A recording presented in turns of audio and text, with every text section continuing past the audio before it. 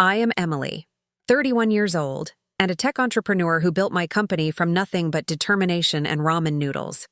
After selling my startup last year, I quietly purchased a $5 million estate in Vermont that none of my family knows about. I was planning to surprise everyone by hosting Thanksgiving there until I got that text from my mother. This year, just your sister's family. Keeping it small, I simply replied, "Enjoy." They had no idea what I was about to do.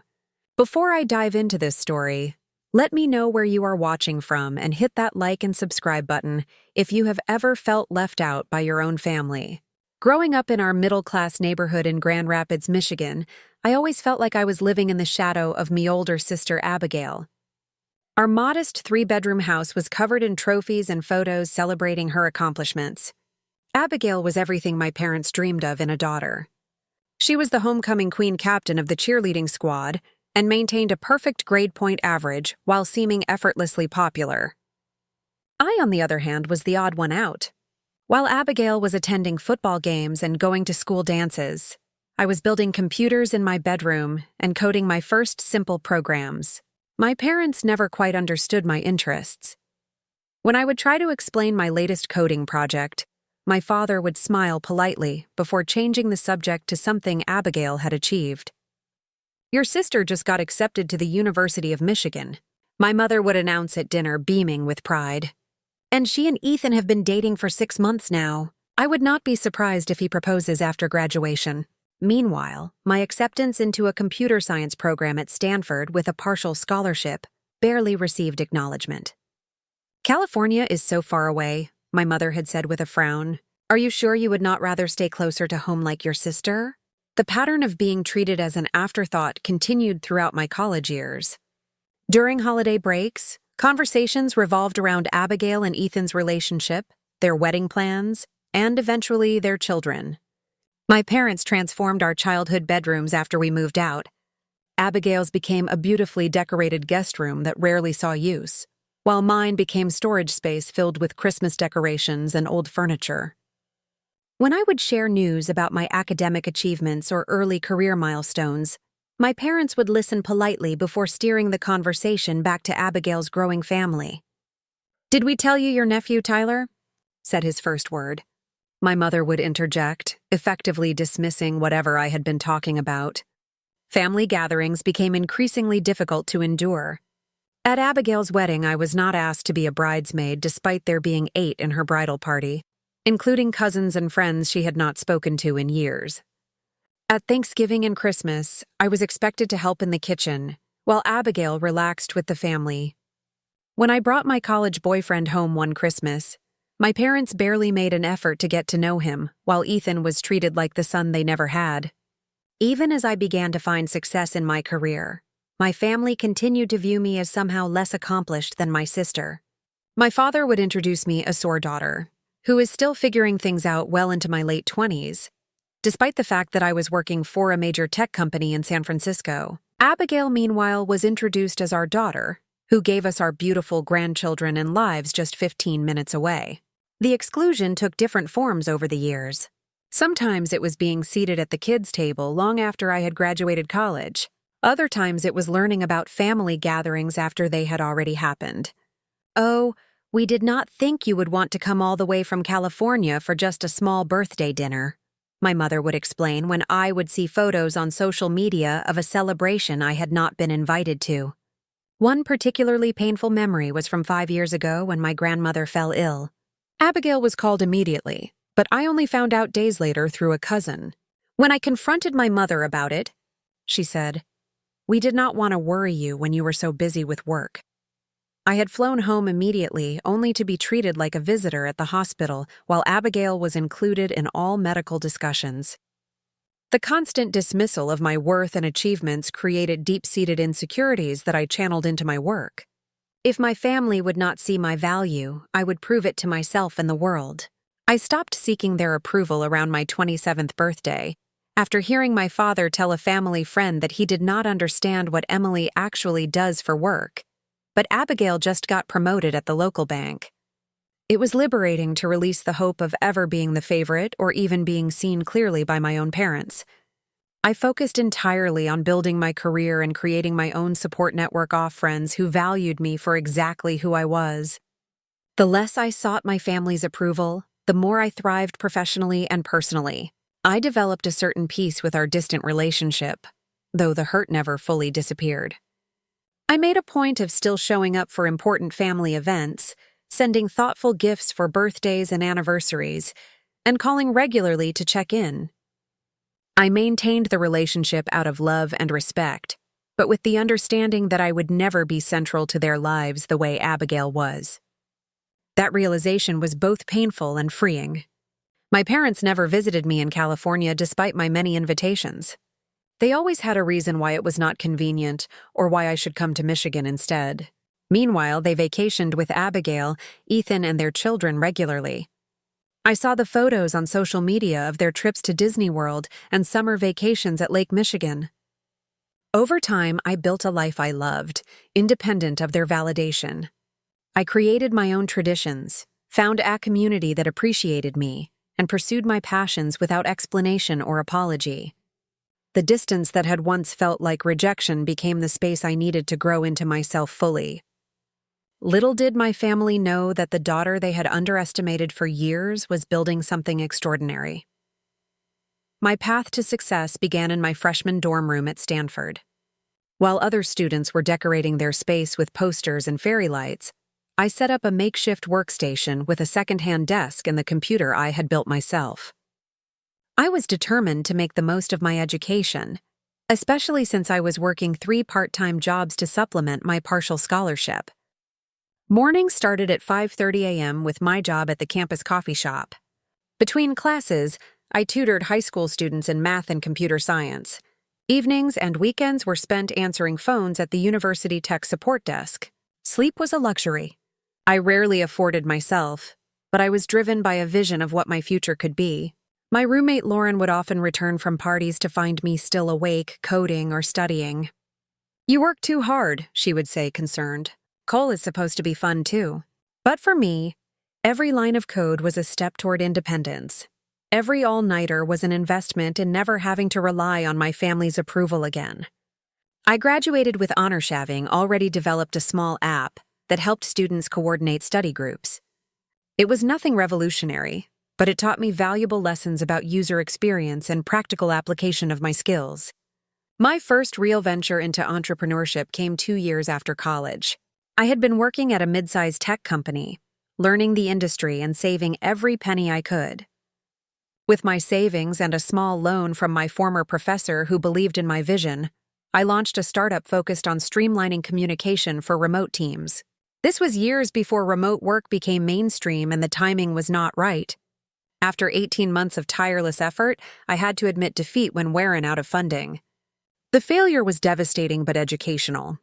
I moved into a tiny apartment in San Francisco with 3 roommates to cut costs while I regrouped. We shared a converted living room divided by IKEA bookshelves for privacy, and I slept on a futon that doubled as my couch during the day. My desk was a door balanced on 2 filing cabinets, but it was enough for me to keep working on new ideas. My break came when I landed a position at Tech Forward, one of the fastest-growing companies in Silicon Valley. I started in a mid-level development role, but quickly distinguished myself by solving a major security issue that had been plaguing their main platform. Within 2 years, I was leading my own team and had caught the attention of the executive leadership. The experience and connections I gained at Tech Forward were invaluable, but I still had the entrepreneurial itch. I spent my evenings and weekends developing a new software concept focused on artificial intelligence applications for small businesses. This time I was smarter about market research timing and the specific problem I was trying to solve. When I felt the concept was ready, I took the biggest risk of my career. I left my secure, well-paying job to found Secure Connect, pouring my entire savings into the venture. The first 6 months were terrifying. I moved to an even smaller apartment, ate ramen noodles more often than I care to remember, and worked 16-hour days. There were moments when I questioned my sanity, wondering if I should have stayed in my comfortable job or even chosen a more conventional path like Abigail. The stress took a physical toll. I lost weight, developed insomnia, and battled constant anxiety. During one particularly low point, I called my parents seeking some emotional support. My father answered, and after listening to my abbreviated struggles for less than a minute, he said, "Well, this is what happens when you choose such an unusual career. Abigail never has these problems at the bank." That was the last time I shared my professional challenges with my family. Instead, I leaned on my network of friends and mentors in the industry. Lauren, my college roommate who had remained a close friend, let me crash on her couch for a month when I had to give up my apartment temporarily to make payroll for my small team. My former boss at Tech Forward introduced me to potential investors. My Stanford professor reviewed my business plan and offered critical feedback. The breakthrough came when we secured our first round of serious funding. A venture capital firm specializing in AI startups saw the potential in our product and invested $2 million. That investment allowed me to hire key talent, refine our product, and begin serious marketing efforts. We expanded from 3 employees working out of my apartment to 15 people in a real office space. The following years were a roller coaster of challenges and victories. We survived a major market downturn that claimed many similar startups. We pivoted our product focus when we discovered an underserved niche in the industry. We fought off a patent infringement claim from a much larger competitor. Through it all, I led with determination and the resilience I had been building since childhood. 7 years after founding Secure Connect, we had grown to over 100 employees with offices in San Francisco, Austin, and Boston. Our client list included Fortune 500 companies and government agencies. The little girl who had been building computers in her bedroom while her sister went to prom was now running a company valued at over $200 million when a major tech conglomerate approached us with an acquisition offer last year. The decision was not easy. I had built Secure Connect from nothing, and it felt like my child in many ways. But the offer was too significant when you're $350 million with the opportunity for me and my team to continue leading the division within their larger corporate structure. After the acquisition, I found myself with more wealth than I had ever imagined possessing. My first indulgent purchase was a beautiful 3-bedroom condo in San Francisco with views of the Golden Gate Bridge. For someone who had spent years in tiny shared apartments, having a space that was entirely mine felt like an extraordinary luxury. But the purchase that brought me the most joy was finding my estate in Vermont. I had always loved the East Coast in autumn, and during a vacation last fall, I fell in love with a historic property near Manchester. The estate featured a main house with 7 bedrooms, a separate guest house, 50 acres of land with hiking trails, a pond, and stunning mountain views. The moment I walked through the front door, I knew it was special. I purchased the property for $5 million and spent another $1 million renovating and decorating it to perfection. I hired a local estate manager named Thomas to maintain the property when I was not there, which was most of the time given my work schedule. But I visited whenever I could, finding peace in the rolling hills and forests that surrounded my new sanctuary. Throughout all of this success, I had been relatively quiet about my achievements with my family. They knew I had sold my company and done well, but I never shared financial details or the full scope of my success. Part of me was waiting for the right moment to show rather than tell them what I had built. Another part was protecting myself from their potential dismissal of my accomplishments, the way they had dismissed me so many times before.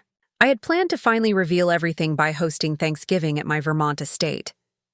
I imagined their surprise when they arrived at the property, their cognition in their eyes that the daughter they had underestimated had built something extraordinary. It pictured finally earning my father's respect and my mother's pride. Even Abigail might finally see me as an equal rather than the little sister who never quite measured up. It was not about showing off my wealth, but about finally being seen for who I had become, about taking my place in the family as a successful adult in my own right. That was the plan until my mother's text changed everything. The text arrived on a Tuesday morning in early November as I was reviewing quarterly reports in my San Francisco office. My phone buzzed with a message from my mother, and I opened it expecting the usual check-in about holiday plans. Emily, about Thanksgiving this year. We are keeping it small. Just Abigail, Ethan, and the kids. Hope you understand. Maybe we can see you at Christmas instead. I stared at the screen, reading the message multiple times, as if the words might rearrange themselves into something less hurtful. There was no explanation, no apology, just the casual dismissal that had characterized our relationship for years. My thumbs hovered over the keyboard as I contemplated various responses. I could ask for an explanation. I could express my hurt. I could remind her that I had already booked my flight to Michigan. In the end, I simply wrote, "Enjoy." I set my phone down and tried to refocus on work, but the familiar pain of exclusion washed over me. Despite all my success, despite all I'd achieved, I was still the afterthought, the expendable family member who could be uninvited with a brief text message. My assistant Amber noticed something was wrong when she brought in my afternoon coffee. "Are you okay? You look like you just got some bad news." I attempted a smile that did not reach my eyes. "Just family stuff, nothing new. Want to talk about it?" She offered, closing the door to give us privacy. I found myself sharing the text and the history behind it, something I rarely did with colleagues. Amber listened without interruption, her expression growing increasingly indignant on my behalf. "So, you were just going to fly to Michigan for Thanksgiving even though they treat you this way?" she asked when I finished. "I always do," I admitted. "Every holiday, every year, I show up with gifts and a smile help in the kitchen. Listen to stories about my nephews and Abigail's job and pretend it does not hurt when my parents barely ask about my life." "And you were planning to surprise them with the Vermont estate after all that?" I nodded, feeling foolish now. I guess I still wanted their approval, even after all these years of proving I do not need it. Amber's expression softened. "That is understandable, but maybe this is an opportunity to break the pattern." The idea sat with me throughout the day. By evening, as I drove home to my condo, a sense of determination began to replace the hurt. I had been accommodating my family's dismissal of me for too long. This year would be different. Once home, I poured a glass of wine and sat on my balcony overlooking the city lights. On impulse, I called my cousin Emily, my mother's sister's daughter, who had always been kind to me despite living on the opposite coast. "Emily, what a nice surprise," Emily answered warmly. "I was just thinking about you. Are you coming to Michigan for Thanksgiving? We would love to see you." "Actually, I was just disinvited," I explained. "Mom texted that they are keeping it small this year. Just Abigail's family." A pause. "That is strange. Aunt Barbara told my mom the same thing last week. She said they were just having immediate family this year." My curiosity piqued. "So you are not going either?" "No, none of us were invited." Mom was pretty hurt, actually. "We have been going to their house for Thanksgiving for 20 years. Further calls to other family members revealed the same pattern. My mother's brother, Uncle Daniel, and his family had been told they were taking a break from hosting extended family. My father's sister, Aunt Patricia, had been told they were keeping it intimate this year due to some health concerns, though no one was actually ill. In total, more than 20 family members who usually gathered for our traditional Thanksgiving had been excluded. The only ones invited were Abigail, Ethan, and their 3 children. The realization made the exclusion both more and less personal. I was not the only one uninvited, but the fact that only my sister's family was welcome still stung. My cousin Daniel, Uncle Daniel's son, was particularly vocal about his disappointment. "I had already bought plane tickets," he complained. "Your mom has hosted Thanksgiving for as long as I can remember. What are we all supposed to do now?" As he spoke, an idea began to form in my mind. "What if we still had Thanksgiving together?" I suggested. "Just not at my parents' house." "Where, a restaurant?" Daniel asked skeptically. "Everything will be booked by now."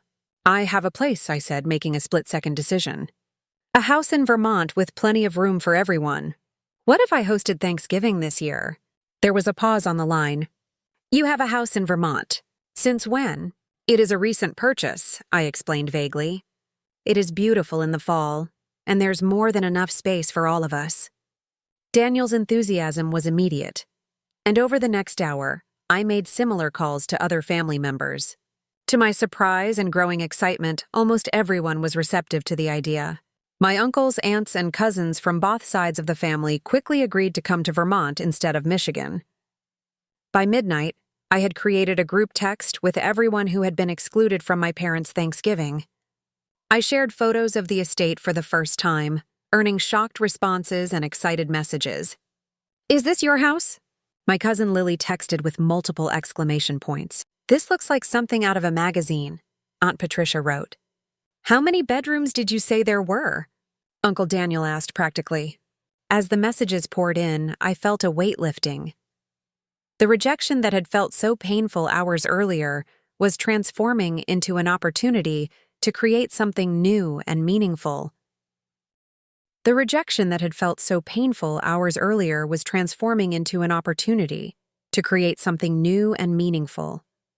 I was no longer the excluded daughter seeking a place at my parents' table. I was a host opening my doors to others who had also been left out. The next morning, I expanded my guest list beyond family. I invited Lauren and other friends who had been my support system throughout my career. I included several employees who had mentioned they had no plans for the holiday. I reached out to my neighbors in Vermont whom I had met briefly during my visits. Every acceptance brought a new wave of excitement and purpose. The Thanksgiving I had imagined sharing with my parents and sister was evolving into something potentially more significant, a gathering of people who truly valued each other's company. I called Thomas, my estate manager, to discuss preparations. He was surprised, but elated by the sudden plans. "How many guests should we expect, Miss Taylor?" "At least 30, possibly more," I replied. "And please, it is just Emily." "Guests," he exclaimed. "We should start preparations immediately. Will you be handling the cooking yourself, or should I arrange for catering?" The question gave me pause. In Michigan, I would have been assigned potato peeling duty in my mother's kitchen, while Abigail relaxed in the living room. Here, I had the opportunity to create an entirely different experience. "Let us hire the best chef available. I decided I want this to be special for everyone." As I hung up, I realized I was smiling for the first time since receiving my mother's text. The painful exclusion had created an unexpected opening for joy, connection, and perhaps most importantly, the chance to define family on my own terms. The next 3 weeks passed in a whirlwind of planning and preparation. I delegated some of my work responsibilities to focus on creating the perfect Thanksgiving gathering. This was more than just a holiday meal. It was a statement about who I had become and what mattered to me now. My guest list grew to 35 people, including family members from both sides who had been excluded from my parents' gathering. I invited cousins I had not seen in years but had once been close with as a child. I included my Uncle Charles, my father's brother, who had fallen out of favor with my parents after his divorce, but who had always been kind to me.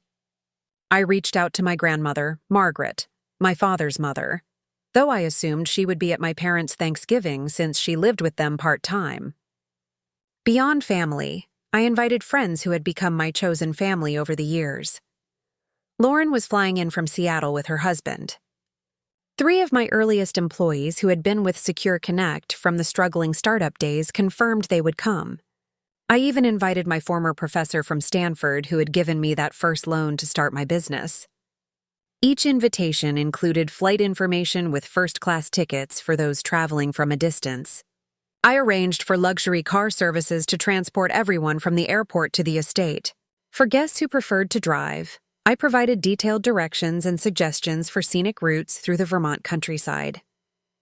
With Thomas managing the local arrangements, we secured the services of Chef Antoine, who had worked at a Michelin-starred restaurant in New York before opening his own catering business in Vermont. When I explained what I was trying to create, a warm, inclusive gathering that honored both tradition and new beginnings, he immediately understood the vision. "We will create a menu that respects the classic Thanksgiving dishes, but elevates them," he explained during our planning call. "And perhaps some unexpected additions to represent the unique journey that brought everyone together." I gave him complete creative freedom, asking only that he include my grandmother's sweet potato recipe if she decided to attend. It was the one dish from family Thanksgivings that held purely happy memories for me. The guest accommodations required careful thought. The main house had 7 bedrooms, each with its own bathroom. The separate guest house offered 3 additional bedrooms. For the remaining guests, I reserved rooms at a luxury Inn 5 minutes away. I wanted everyone to have their own space and privacy while still feeling part of the gathering. I worked with a local interior designer to prepare each guest room with personalized touches. For Lauren, I included photos from our college days and her favorite scented candles. For my cousins with children, I added baskets of age-appropriate toys and books. For my uncles who enjoyed whiskey, I placed small selections of local Vermont spirits on their nightstands. The common areas of the house were transformed with tasteful Thanksgiving decorations. I avoided the kitschy pilgrim figurines my mother always displayed, and instead opted for natural elements like gourds, pine cones, and autumn leaves artfully arranged throughout the house. A local florist created stunning arrangements featuring seasonal blooms in rich oranges, deep reds, and warm yellows. I spent hours on the phone with Thomas discussing every detail from the placement of extra seating in the great room to the selection of background music for different parts of the day. We planned activities for various age groups, including a kids' craft table yard games if the weather permitted and guided hikes on the property trails. The media room is stocked with films for the traditional post-turkey nap time, Thomas assured me. And I have arranged for a local musician to provide acoustic guitar music during cocktail hour. Shopping for gifts became another focus. I wanted each guest to have something meaningful to take home, not just as a reminder of the gathering, but as an expression of genuine appreciation for their presence in my life. For my cousins, I found beautiful leather-bound journals with their initials embossed on the covers. For the children, I commissioned custom-stead animals from a Vermont artisan. For my friends and former colleagues, I selected books that held special significance to our shared history.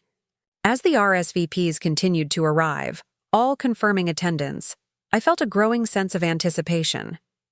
This gathering was taking on a significance beyond what I had initially imagined. It was becoming a powerful reclamation of the holiday and what family could mean. I scheduled video calls with Thomas 3 times a week to check on progress. During one such call, he gave me a virtual tour of the estate's transformation. The dining room now featured 2 extended tables that could comfortably seat everyone together. The great room had been rearranged to create conversation areas while maintaining an open flow. The kitchen had been stocked with top-of-the-line equipment for Chef Antoine. We have also prepared the outdoor spaces, Thomas explained, panning the camera to show the stone patio where heaters had been installed to combat the November chill.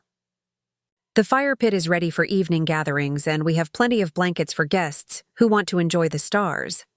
I had hired a professional photographer to document the celebration, wanting to capture not just the beautiful setting, but the genuine connections between guests. There would be formal group photos, of course, but I was more interested in the candid moments of joy and reunion. 1 week before Thanksgiving, I flew to Vermont to oversee the final preparations. Seeing the estate in person, now fully prepared for guests, was breathtaking. Thomas had executed every detail perfectly, from the welcome baskets in each room to the subtle lighting that made the historic home feel warm and inviting. I walked through each space, imagining my family and friends filling the rooms with conversation and laughter. In the dining room, I ran my hand along the antique table where we would all gather. For a moment, I felt a pang of sadness, thinking about my parents and sister celebrating separately, unaware of what they were missing. But the feeling quickly passed, replaced by excitement for the new tradition I was creating, the night before guests were to arrive. I stood on the back porch looking out at the moonlight mountains. Chef Antoine and his team were already working in the kitchen, preparing items that could be made ahead. The house smelled of baking bread and simmering stocks. Thomas joined me on the porch, handing me a mug of hot cider. "Everything is ready, Emily. It is going to be wonderful," I nodded, feeling a strange mix of emotions. I never thought I would be doing this, hosting my own Thanksgiving separate from my parents. "Family is what we make it," he said wisely. "Sometimes the family we choose is as important as the family we are born into." As I sipped my cider and looked out at the property that was now mine, I realized how true that was. Tomorrow, I would welcome people who truly wanted to be here, who valued me for exactly who I was. The little girl who had never quite fit in was now creating a space where everyone would belong. Thanksgiving morning dawned with a light dusting of snow that made the estate look like something from a holiday card. I was up before sunrise, too excited to sleep, watching as the first golden light touched the distant mountains. In a few hours, my guests would begin arriving, and the house would transform from a beautiful but quiet space to a home filled with life and connection. The first to arrive were my Uncle Charles and his new wife Susan, pulling up in their car just before Tandau. I met them at the front door where Thomas stood, ready to take their luggage. Emily, Uncle Charles embraced me warmly. "This place is absolutely incredible." As I showed them around the main floor of the house, I watched their expressions of amazement with a sense of quiet pride. "Your rooms are upstairs, the blue suite at the end of the hall," I explained. "I thought you might enjoy the mountain view." "You own all of this?" Susan asked, gesturing to the expansive property visible through the floor-to-ceiling windows. "I do," I confirmed simply. "It has been a good few years." By 11:30, cars and shuttle vans were arriving regularly. Each new group of guests entered with exclamations of surprise and delight as they took in the estate. My cousins, Daniel and Lily, who remembered me as the quiet girl tinkering with computers at family gatherings, were particularly stunned. "When you said you had a place in Vermont, I pictured a cabin or something," Daniel admitted as I showed him the media room with its state-of-the-art projection system. "This is unbelievable, Emily." Lily embraced me tightly. "I always knew you would do amazing things," she whispered. "I am so proud of you." Her words touched me deeply. Here was the recognition and pride I had sought from my parents for so many years, offered freely by a cousin who had actually been paying attention to my journey. Lauren and her husband arrived from Seattle bearing gifts of Washington wines and handmade chocolates. "This exceeds even your usual overachievement," she teased as she took in the grand staircase and crystal chandelier in the entryway. "Remember when we shared that tiny apartment with the bathroom door that never closed properly?" We laughed together at the memory, marveling at how far we had both come from those struggling early days in San Francisco. The reunion of family, members who had not seen each other in years, created a joyful buzz throughout the house. Cousins, who had grown up together but drifted apart as adults, reconnected as if no time had passed. Aunt Patricia and Uncle Daniel, who had been avoiding each other since a disagreement at a family wedding 3 years ago, were spotted chatting amicably in the library. Children raced through the hallways on a scavenger hunt Thomas had organized to keep them entertained. The sounds of their laughter mixed with conversations and background music to create the soundtrack of a truly happy gathering. Chef Antoine and his team worked their magic in the kitchen, occasionally emerging to pass appetizers that were received with appreciative murmurs. The aroma of roasting turkey, fresh herbs, and baking pies filled the air, making the house feel even more welcoming. At Tusau, with most guests having arrived and settled in, I invited everyone to the great room for a welcome toast. Standing before the massive stone fireplace, glass of champagne in hand, I looked out at the faces of people who had shaped my life in different ways. "Thank you all for coming today." I began, my voice steady, despite the emotion I felt. Some of us have known each other our whole lives. Others are newer friends who have become family in different ways. What matters is that everyone here today has chosen to be present to create something meaningful together. I did not mention my parents or the circumstances that had led to this alternative gathering. Instead, I focused on gratitude and new beginnings. Today is about appreciation for the connections we share and the new traditions we are creating together. I am honored to welcome you all to my home. As glasses were raised in response, the front door opened unexpectedly. Thomas hurried to see who the late arrival might be, and returned moments later with an expression of surprise. "Miss Taylor, your grandmother is here." A hush fell over the room as my grandmother Margaret entered, assisted by her part-time caregiver Maria. At 87, she moved slowly, but with the same dignity and grace that had always characterized her. I set down my glass and crossed the room to embrace her. "Grandma, I did not think you would be able to come." I helped her to a comfortable seat near the fire. She patted my hand affectionately. "Did you think I would miss my favorite granddaughter's first time hosting Thanksgiving?" When I heard what you were doing, I told your father I had a headache and needed to stay home. Then Maria helped me arrange transportation. Her eyes twinkled mischievously. Sometimes at my age, you have to be a little sneaky to do what you want. The gathering continued with renewed energy after my grandmother's arrival. She held court in the great room, sharing family stories many had never heard before. Several of my cousins sat at her feet like children at story time, despite being in their 30s and 40s. At 4:00, Thomas announced that dinner was ready. We moved to the dining room where the tables had been set with fine china, crystal, and silver. Each place marked with a hand-calligraphed name card. Candles and fresh flowers ran the length of both tables, creating an atmosphere of elegant warmth. Chef Antoine presented each course with a brief explanation of the ingredients and preparation. The traditional turkey had been brined for 3 days before roasting. The stuffing featured local mushrooms foraged from the Vermont woods. Even the cranberry sauce was special, made with berries harvested from a bog on the property. For my grandmother's sweet potato dish, Chef Antoine had followed her recipe exactly then, presented it to her for approval before serving. Her smile of satisfaction was one of my favorite moments of the day. Conversation flowed as freely as the wine, with none of the tension or awkward silences that often characterized my parents' Thanksgiving table. Here there was no hierarchy, no favorites, no comparisons between cousins or siblings. Everyone was valued equally as a guest in my home. After dinner, as dusk fell over the mountains, we gathered on the back patio where the heaters and fire pit kept us comfortable despite the November chill. The photographer captured candid shots of guests wrapped in blankets, warming their hands with mugs of hot cider or glasses of whiskey, faces illuminated by firelight as they shared stories and laughter. My former professor raised his glass in an impromptu toast. To Emily, who has always seen possibilities where others saw obstacles, you have created something truly special here today, just as I knew you would when you first came to me with your business plan all those years ago. As the evening progressed, someone suggested we each share what we were thankful for this year. The tradition took on new meaning in this gathering of people who had chosen to be together despite other options. Answers ranged from heartfelt to humorous, but the common thread was appreciation for authentic connection. When it was my grandmother's turn, she looked directly at me. I am thankful for brave people who create their own path when the usual road does not work for them. And I am thankful to be here to witness it.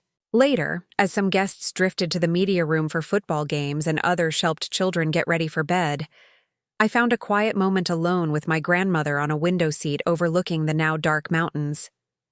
"I am so proud of what you have built, Emily," she said softly.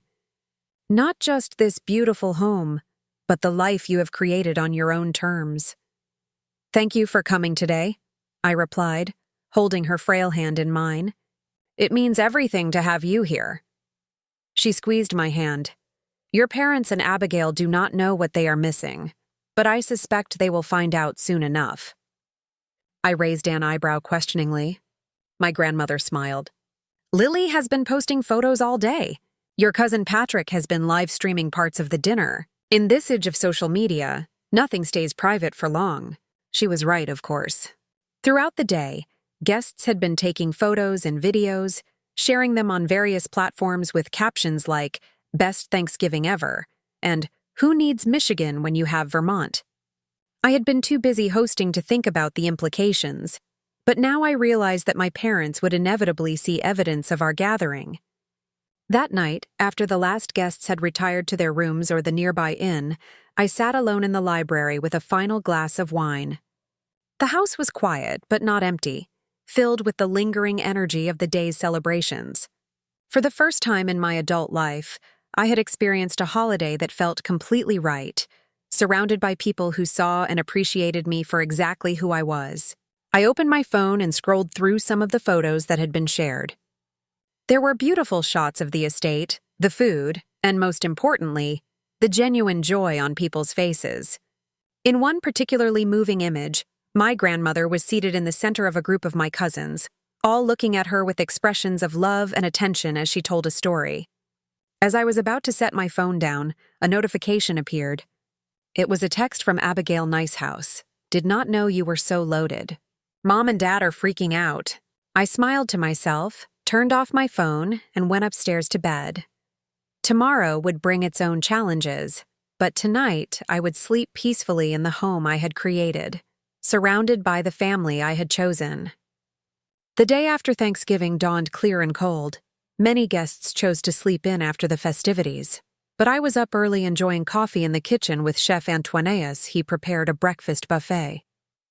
We were discussing his plans for using the leftover turkey when my phone began buzzing repeatedly with incoming calls and texts. I glanced at the screen to see multiple notifications from my mother, father, and Abigail. I silenced the phone and set it aside, determined to focus on my remaining guests rather than family drama. This weekend was about new traditions and connections, not reopening old wounds. After breakfast, some guests departed with warm hugs and promises to stay in touch. Others accepted my invitation to stay the weekend. Eager to explore the property and nearby Vermont attractions, my grandmother announced her intention to stay as long as you will have me, dear, which delighted me immensely. By mid-afternoon, as I was organizing a group hike to the pond, my phone had accumulated 15 missed calls and 27 text messages. Lauren noticed my distraction and took over guiding the hikers, allowing me a moment of privacy to deal with the situation. In the quiet of the library, I finally opened the messages. They ranged from confused to angry, with my mother demanding explanations and my father expressing hurt and bewilderment. Abigail's texts were the most pointed, accusing me of showing off and trying to make us look bad. The most recent text from my mother read, "We need to talk. Call immediately." I took a deep breath, considering my options. I could continue ignoring them, which would only escalate tensions. I could respond by text, which seemed inadequate for the conversation that clearly needed to happen, or I could call and face the situation directly. With a sense of calm determination that would have been impossible for me even a year ago, I chose the third option. I called my mother's number and put the phone on speaker so I could pace around the library as we talked. She answered on the first ring. Emily, finally. What in the world is going on? Why are there pictures all over Facebook of you hosting Thanksgiving at some mansion in Vermont? And why is your grandmother there? Her rapid-fire questions had the familiar tone of accusation that had characterized so many of our interactions over the years. But this time, instead of feeling defensive or apologetic, I felt steady. "Hello, Mom." "Yes, I hosted Thanksgiving at my home in Vermont. I invited family members and friends who did not have other plans after you decided to have just Abigail's family this year." But this was supposed to be a small, quiet Thanksgiving," she sputtered. "Just immediate family. Abigail's immediate family," I corrected gently. "Not mine, not Uncle Daniel's or Aunt Patricia's or Cousin Daniel's." So we created our own gathering. There was a pause before she continued, her voice slightly less certain. "You should have told us you bought a house and such an expensive one. The family is saying it is worth millions.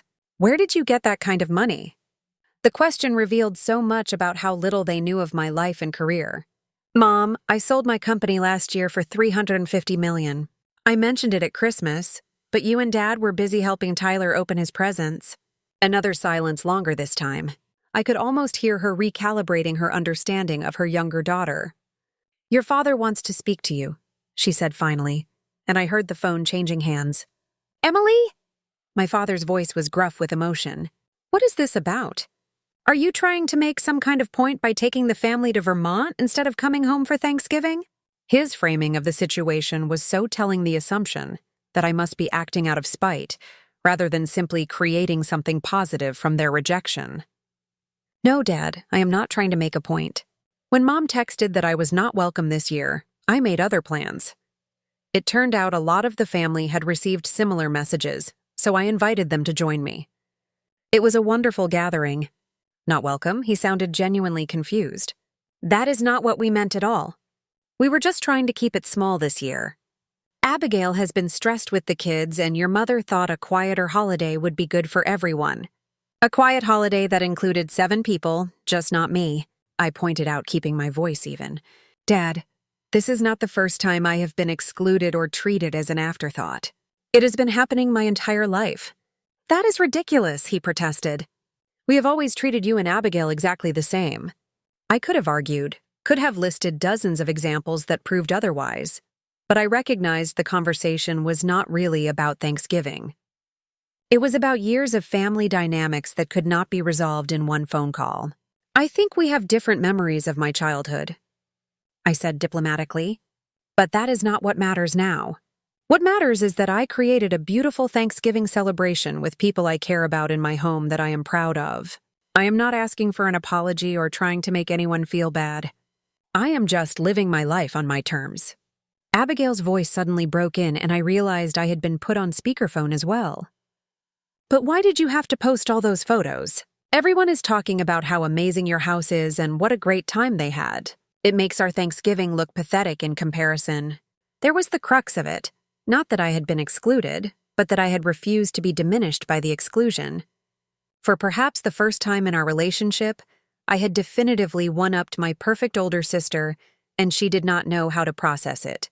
"I did not post any photos, Abigail. Our cousins and friends did because they had a good time and wanted to share it. That is what people do on social media. But you invited Grandma," she accused. "She told us she was not feeling well and could not come to our dinner. She lied to be with you instead." I smiled at that, picturing my grandmother's mischievous expression as she had described her escape plan. Grandma made her own choice. Maybe she wanted to see my new home.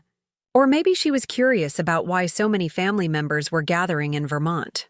You would have to ask her. As if on cue, the library door opened and my grandmother entered using her walker but moving with purpose. "Is that my son and his family on the phone? Put them on speaker?" "Emily, I have something to say." I adjusted the volume and nodded to her. "Charles, Barbara, Abigail, this is Margaret. I want you to listen carefully because I will not repeat myself. What you did excluding Emily and then acting surprised when she created something beautiful without you is exactly why I chose to be here instead of there. This family has taken this child for granted for far too long, always placing her second to her sister. I have watched it happen year after year, and I have been just as guilty by not speaking up sooner." My grandmother's voice was strong and clear, carrying the authority of her 87 years. "Emily has built an extraordinary life through her own hard work and determination. She has a successful career, a beautiful home, and the generosity of spirit to share it with others. Instead of being jealous or defensive, you should be proud. I certainly am." There was stunned silence from the phone. I felt tears sprinkling at the corners of my eyes, moved beyond words by my grandmother's defense. Finally, my father spoke, his voice uncharacteristically subdued. "Mom, I think you are exaggerating. We have always loved both our daughters equally. Love is not just words, Charles. It is attention. It is interest. It is making space at your table and in your heart. By that measure, you and Barbara have failed Emily repeatedly." My mother's voice broke in tearful now. "That is not fair. We have always supported both girls. When was the last time you visited Emily in California?" My grandmother challenged. "When was the last time you asked detailed questions about her work or her life? When was the last time you put her first, even once over Abigail and her family?" The silence that followed was answer enough. "I am staying in Vermont through the weekend," my grandmother continued firmly. "Next week when I return, we will have a family discussion about how things need to change going forward. For now, I suggest you all reflect on the choices that led to this situation." With that, she nodded to me to end the call. I tapped the screen and the library fell quiet except for the crackling of the fire. "You did not have to do that, Grandma," I said softly, moving to stand beside her. She patted my hand. "Yes, I did. It was long overdue." She looked around at the beautiful room with its floor-to-ceiling bookshelves and comfortable leather chairs. "Now, I believe some of your guests were planning a hike. An old woman like me might prefer to sit by the fire with a good book if you have a recommendation." I selected one of my favorites from the shelf and helped her settle into the most comfortable chair before rejoining my guests outside. As we walked the trails around the property, I felt lighter somehow, as if my grandmother's words had released me from a burden I had carried for years. Later that evening, as we gathered for a casual dinner of Thanksgiving leftovers, reimagined by Chef Antoine, my phone buzzed with a text from Abigail. Unlike her earlier messages, This one seemed written in a moment of vulnerable honesty. I have always been jealous of you, Emily. Your freedom, your brilliance, your ability to create your own path. I took comfort in being the favorite because it was the only area where I felt I could win. I am sorry for the role I played in pushing you aside. Congratulations on all you have achieved. You deserve it. I read the message twice, surprised by the admission and unsure how to respond. It was the first time Abigail had ever acknowledged the dynamic between us. The first crack in the perfect sister facade she had maintained throughout our lives. Before I could reply, another text arrived, this one from my father. Your grandmother is right. We have not been fair to you. I did not realize how successful you had become because I never really asked. I am proud of you, Emily. I should have told you that long ago. And finally, from my mother, the house looks beautiful in the photos. Perhaps we could visit sometime and see it in person. I set the phone down without responding immediately, wanting to sit with these unexpected developments and decide how I truly felt before engaging further. The path to healing family relationships would be long and uncertain, requiring more than a few apologetic texts. But perhaps this disruption of the status quo was a necessary first step. For now, I rejoined my guests at the dinner table, where laughter and conversation flowed freely among people who had chosen to be together. Whatever happened with my parents and sister in the coming weeks, I had created something valuable here. A new definition of family based on mutual respect and genuine connection. That felt like the most meaningful Thanksgiving gift of all. As November gave way to December, the Vermont estate returned to its quiet state. The last guests had departed, leaving behind memories of laughter, connection, and new traditions. I returned to San Francisco temporarily to oversee end-of-year business matters, but my thoughts often drifted to the approaching Christmas holiday and the uncertain state of my family relationships. In the weeks following Thanksgiving, communication with my parents and Abigail had been cautious but consistent. Short texts evolved into longer emails and eventually phone calls that felt different from our previous interactions. There was a tentative quality to our conversations, as if we were all feeling our way through unfamiliar territory. My grandmother, true to her word, had facilitated a family meeting upon her return to Michigan. She later reported to me that difficult truths had been spoken, tears had been shed, and commitments to change had been made. Whether those commitments stick remains to be seen, she added pragmatically. But awareness is the first step toward transformation. As Christmas approached, I faced a decision. I could spend the holiday with friends in California, travel somewhere exotic, or extend an invitation to my immediate family to join me in Vermont. Despite the progress in our communications, I hesitated, protective of the peace I had found in creating my own traditions. In the end, it was my grandmother who tipped the scales. Healing happens in small steps, Jerome, she said during one of our regular phone calls. You have the opportunity to rebuild something on new foundations. That does not mean forgetting the past or pretending the hurt never happened. It means creating space for something different to grow alongside the memory of what was. With that wisdom guiding me, I sent a carefully worded email to my parents and Abigail inviting them to spend Christmas at my Vermont estate. This is not about erasing what has happened between us, I wrote. It is about the possibility of something new. I would like you to see my home and share in this part of my life if you are willing.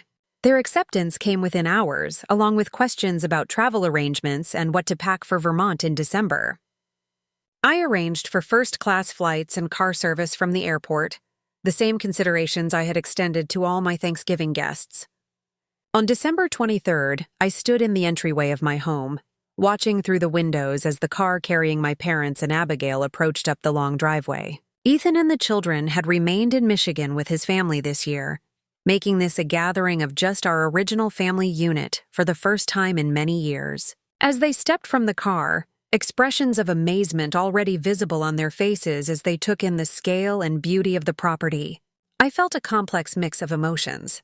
There was lingering hurt, certainly, but also a cautious hope that something valuable might emerge from the painful revelations of the past month. Thomas opened the door to welcome them, taking their coats and luggage with professional courtesy. My mother entered first, her eyes widening as she absorbed the grand entryway with its crystal chandelier and sweeping staircase. Emily, she breathed. This is absolutely stunning. My father followed, unusually quiet as he looked around. Abigail came last, her expression a mixture of awe and something that might have been regret. "Welcome to my home," I said, simply stepping forward to guide them into the great room where a fire blazed in the massive stone fireplace, and the Christmas tree stood decorated in the corner, reaching nearly to the 18ft ceiling. "You live here alone?" my father asked, finding his voice at last. "Thomas and his wife Maria live in the caretaker's cottage on the property," I explained, "and I have regular staff who maintain the house and grounds. But yes, this is my personal residence, though I split my time between here and San Francisco." "It is like something from a magazine," Abigail said, running her hand along the back of a leather sofa that probably cost more than her entire living room set at home. "Would you like a tour?" I offered, and they nodded, still seeming slightly dazed by the tangible evidence of my success. As I led them through the house, pointing out features and sharing stories about how I had found or selected various elements, I watched their perceptions of me visibly shifting. Each room revealed another facet of my life and taste that they had never bothered to discover through conversation. The library with its carefully curated collection reflected my intellectual interests. The state-of-the-art kitchen spoke to my newfound love of entertaining. The art on the walls showed my appreciation for beauty and creativity. In my home office, my father paused before the framed magazine covers featuring articles about my company and achievements. "Forbes 30 Under 30, here read from one headline, 'Tech Visionary Revolutionizes Industry from Another.' Why did you never tell us about any of this?" he asked quietly. I considered the question carefully before answering. "I did try, Dad, many times, but there was always something more important happening with Abigail or the kids." After a while, I stopped trying. He nodded slowly, the painful truth of my words reflected in his expression. "I am sorry we did not listen." By the time we reached the upper floor with its bedroom suites, something had shifted in our dynamic. My parents and sister were seeing me clearly, perhaps for the first time, not as the afterthought daughter or the little sister who never quite measured up, but as a successful, independent woman who had built something remarkable. I showed them to their rooms, each prepared with the same thoughtful touches I had provided for my Thanksgiving guests. "Dinner will be at 7, I explained. "Thomas has prepared something special for our first night together." Left alone to settle in, I retreated to my own suite, needing a moment to process the emotional complexity of having my family in my space. It was strange and somewhat vulnerable to have them here in the sanctuary I had created, apart from their judgment and expectations. When we gathered for dinner, the conversation was initially stilted, all of us aware of the unspoken history between us. But as the excellent meal progressed and the wine flowed, the atmosphere gradually relaxed. My mother asked questions about my work that showed genuine interest rather than polite obligation. My father shared stories from his own career that he thought might relate to my experiences in business. Abigail spoke with surprising openness about her own insecurities and the pressure she had felt to maintain her status as the successful daughter. "When you left for Stanford, I was secretly terrified," she admitted. "I knew you were smarter than me, more driven. I was afraid you would outshine me, and then I would lose the one thing I felt I had, being the daughter Mom and Dad bragged about. So, you made sure to keep me in my place," I observed, not accusingly, but seeking understanding. She nodded, looking ashamed. "It was not always conscious, but yes. And Mom and Dad made it easy because they were so focused on my life, my kids. We failed you both in different ways," my mother said quietly. "Abigail, we put too much pressure on you to be perfect. Emily, we did not give you the attention and recognition you deserved. I see that now, and I am truly sorry." The conversation continued late into the evening, moving from the dining room to the great room where we sat before the fire. There were difficult moments and uncomfortable truths, but also laughter and memories that had been positive despite the complicated dynamics. It was not a complete healing, but it was a beginning. The following days brought additional moments of connection and revelation. We explored the property together, bundled in winter coats for walks along the snowy trails. We played board games before the fire and watched Christmas movies in the media room. My father and I had a long conversation about investments and financial planning, his area of expertise finally finding relevance in my life. My mother helped me wrap gifts for the staff and local families I had adopted for the holidays. On Christmas morning, as we gathered around the tree to exchange presents, I was struck by how different this felt from holidays past. There was an awareness and intentionality that had been missing before, a sense that we were all making an effort to see and hear each other more fully. The gifts reflected this new understanding. Rather than the generic clothing or bath sets my parents usually gave me, they had selected books by authors I loved and artwork that complemented my home's aesthetic.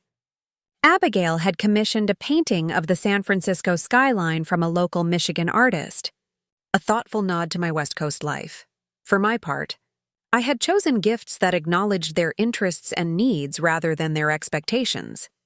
For my father, rare first editions of financial history books he had mentioned wanting. For my mother, a weekend spare treat with her friends that she had been putting off as an unnecessary luxury. For Abigail, a family portrait session with a renowned photographer and a weekend away for just her and Ethan while I would take care of their children. As the day progressed into evening, with Christmas dinner served and crackers pulled, my mother raised her glass in a toast. "To new beginnings," she said, her eyes meeting mine with genuine warmth.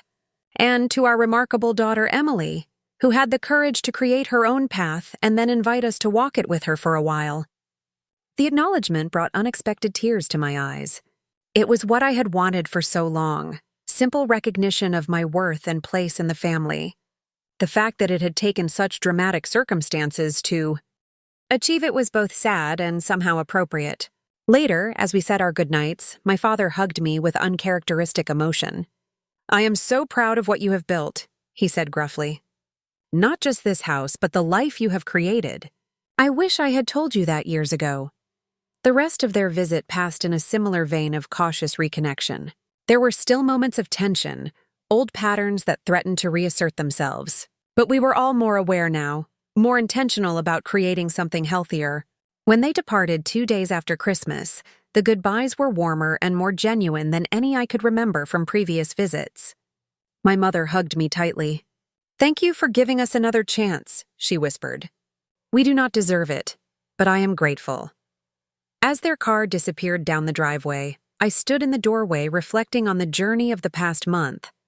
What had begun with a painful exclusion had led to a profound shift in my family dynamics and my own relationship with belonging. I had discovered that creating my own traditions and defining family on my own terms was not just a reaction to rejection, but a powerful act of self-authorship. The following days brought a flurry of texts and emails from extended family and friends who had been part of the Thanksgiving gathering, many asking if it would indeed become an annual tradition. Their enthusiasm confirmed what I already knew, that the connections formed or strengthened during that weekend were worth nurturing. As the new year approached, I made decisions about my time and priorities that reflected the lessons of recent months. I would maintain my independence and the life I'd built, continuing to host inclusive gatherings at my home. I would also make space for a new kind of relationship with my parents and sister, one based on mutual respect rather than old patterns of favoritism and exclusion. The path forward would not be without challenges. Decades of family dynamics could not be transformed by one difficult conversation or even one meaningful holiday. But awareness had been created that could not be undone, and with it the possibility of something healthier and more authentic. Standing on my back porch on New Year's Eve, watching the last sunset of the year paint the mountains in shades of gold and pink, I felt a profound sense of peace. The journey from exclusion to empowerment had been painful at times, but ultimately liberating. I had discovered that true belonging comes not from being invited to someone else's table, but from creating your own and welcoming those who value your presence. The little girl who had built computers in her bedroom while longing for her parents' attention had grown into a woman capable of building not just successful companies, but meaningful connections. The pain of being the afterthought daughter had transformed into the strength to define family on my own terms. And in that transformation was the most valuable lesson of all, that sometimes the most beautiful traditions Arise from the courage to create something new from the ashes of rejection. Have you ever had to create your own sense of belonging when you felt excluded by family or friends? I would love to hear your stories in the comments below. And if this resonated with you, please hit like and subscribe to share more journeys of personal growth and family dynamics. Thank you for being part of this community where we can share our truths and support each other. Remember, sometimes the family we choose is as important as the family we are born into.